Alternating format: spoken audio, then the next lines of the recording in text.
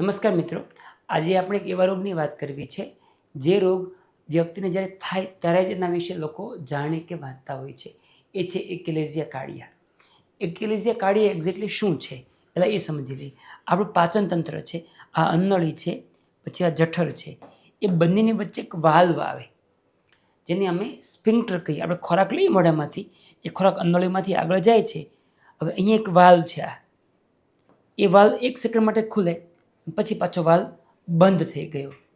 એ valve exactly ક્યાં હોય સમજીએ તો આ અન્નળી છે, આ જઠર છે, એના જંક્શન પર વાલ્વ હોય.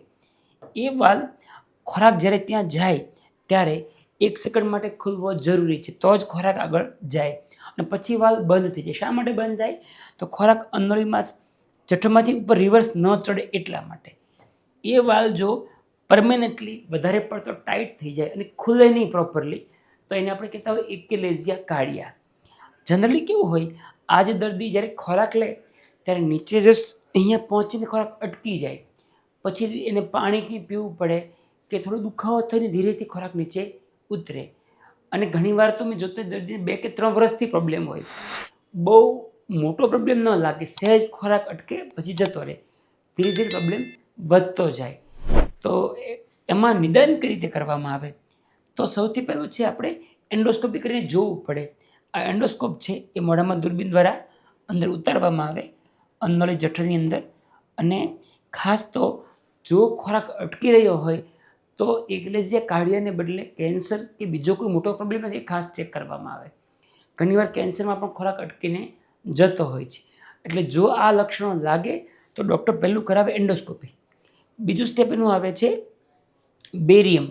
મોઢેથી ડૉક્ટર દવા અપાય આપણને અને એ મશીનની અંદર આપણે જોઈ શકીએ કે દવા કેટલી નીચે ગઈ. આ અન્નળી છે, આ અહીંયા જઠર છે આ ભાગમાં. એટલે આ કેસમાં જે મોઢે દવા પાય છે અહીંયા આવીને અટકી જાય, પછી એ નીચે ધીરે ધીરે ઉતરે. એને બેરિયમ સ્વેલો કહેતા હોઈએ, કારણ કે અહીંયા વાલ્વ આપણો ટાઈટ છે.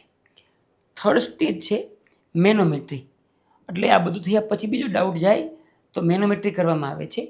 મેનોમેટ્રી એટલે આપણા ગળામાંથી નાકમાંથી એક વાયર મૂકવામાં આવે. એ વાયર છેક અહીંયાથી અંદર સુધી હોય. એની અંદર 20 કે 25 સેન્સર હોય.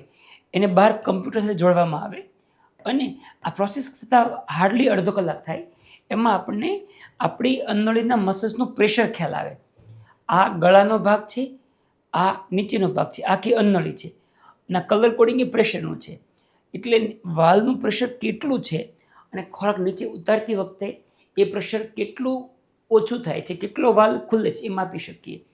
એને આધારે આપણે નક્કી કરી શકીએ એકેલેઝિયા કાર્ડિયા છે કે નહીં છે. તો એના પ્રકારો કયા કયા છે? ટાઈપ 1, 2 થી 3 એના પ્રકારો આવતા હોય છે, એમાં આપણે ડિટેલમાં નહીં જઈએ. તો હવે એની સારવાર શું કરવામાં આવે? તો પહેલી વાત મૂળભૂત રીતે શું છે, આ વાલ્વ જે ખોરાક પસાર થાય ત્યારે પૂરતા પ્રમાણમાં ખુલી શકતો નથી. એ વાલ્વને પરમેનન્ટલી ખોલવો પડે. એટલે કે એના મસલ્સ જે છે એને આપણે થોડા લૂઝ કરવા પડે. એ 2 રીતે થાય. એક, મોઢામાં દૂરબીન નાખવામાં આવે. એ દૂરબીનને તે એ અંદર દિવાલની અંદર ઉતારવામાં આવે અહીંયાથી, અને પછી એ અમુક મસલ્સના ફાઈબર કાપી નાખવામાં આવે. એને POEM પોઈમ સર્જરી કહેવામાં આવે. એ એન્ડોસ્કોપીથી, તેમાં કોઈ ટાંકો ના આવે. બીજું લેપ્રોસ્કોપીથી આ કામ થાય. એમાં નાભી પાસે હોલ પાડી એમાં દૂરબીન ઉતારી અને જે અન્નળીનો આ જે ભાગ છે એની અંદર મસલ્સને વર્ટિકલી ખોલી અથવા મસલ્સને કટ કરી દઈએ એટલે અન્નળી આપણી પછી ખુલી જાય. આ બંને જે છે એ ઓપ્શન હોય છે. હવે ક્યારે કયું ચૂઝ કરવું? તો મોટાભાગના પેશન્ટો આજે એન્ડોસ્કોપી તરફ જતા હોય છે, પરંતુ બંનેના રિઝલ્ટ ઇક્વલ હોય છે. એન્ડોસ્કોપીનો ફાયદો શું છે? તો કાણું ન આવે, ટાંકો ન આવે. નુકસાન શું? તો અમુક ટકા દર્દીની અંદર પછી આગળ જતાં ખોરાક પાછો ઉપર ચડવા લાગે, રિફ્લક્સ, કારણ કે વાલ્વ ખોલ્યા પછી એને રિપેર ન થાય. સર્જરીમાં ફાયદો શું છે? તો આપણે વાલ્વ અહીંયાથી ખોલી અને નવો રિકન્સ્ટ્રક્ટ કરી દઈએ એટલે ભવિષ્યમાં પાછો એસિડ ઉપર ન ચડે.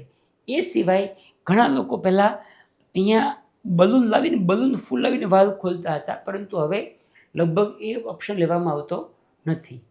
આ થઈ માહિતી એકેલેઝિયા કાર્ડિયા વિશે. તમને કોઈ વધારે પ્રશ્ન હોય આ બાબતમાં તો કોમેન્ટમાં અમને જરૂર પૂછી શકો. ધન્યવાદ.